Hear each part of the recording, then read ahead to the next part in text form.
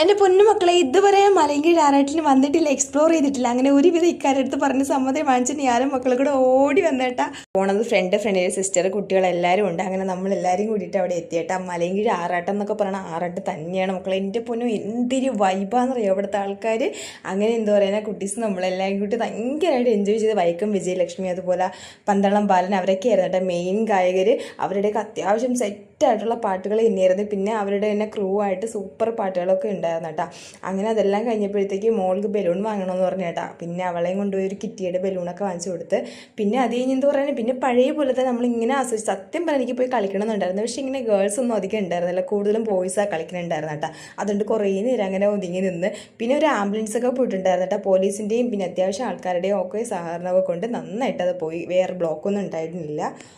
അങ്ങനെ നിന്ന് അവസാനം എൻ്റെ സഹി കെട്ടി മക്കളെ. പിന്നെ അവസാനം കുറേ പെമ്പിള്ളേരൊക്കെ നമ്മളെല്ലാവരും കൂടി പറഞ്ഞ് അങ്ങോട്ട് ഇറങ്ങി കുറേ അങ്ങ് ആടി തുമർത്തുന്നതിനെ പറയാം. എൻ്റെ പിന്നെ കല്യാണം കഴിച്ചെന്നോ മക്കളുണ്ടെന്നോ ഒന്നും ഞാൻ നോക്കിയില്ല കേട്ടോ. നമുക്ക് കിട്ടുന്ന അവസരം അങ്ങ് അടിച്ച് പൊളിക്കുക, അത്രയേ ഉള്ളൂ കേട്ടോ.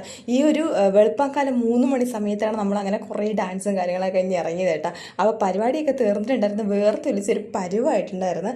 അതെല്ലാം കഴിഞ്ഞിട്ട് നമ്മളിങ്ങനെ വന്നുകൊണ്ടിരുന്നപ്പോൾ തന്നെ മറ്റേ പഴയകാല മുട്ടായും കാര്യങ്ങളൊക്കെ ഉണ്ടായിരുന്നു. അങ്ങനെ കുറേ മുട്ടായൊക്കെ അവിടെ നിന്ന് നമ്മൾ വാങ്ങിച്ച് കഴിച്ചിട്ടുണ്ടായിരുന്നു കേട്ടോ. പിന്നെ ആനയെ കണ്ടായിരുന്നു അവിടെ, ദൈവത്തിൻ്റെ എന്തോ പ്രതിഷ്ഠയൊക്കെ കൊണ്ടുവന്നിട്ട്. അതിൻ്റെ കാര്യങ്ങളൊന്നും എനിക്ക് കൂടുതൽ പറയാറില്ല.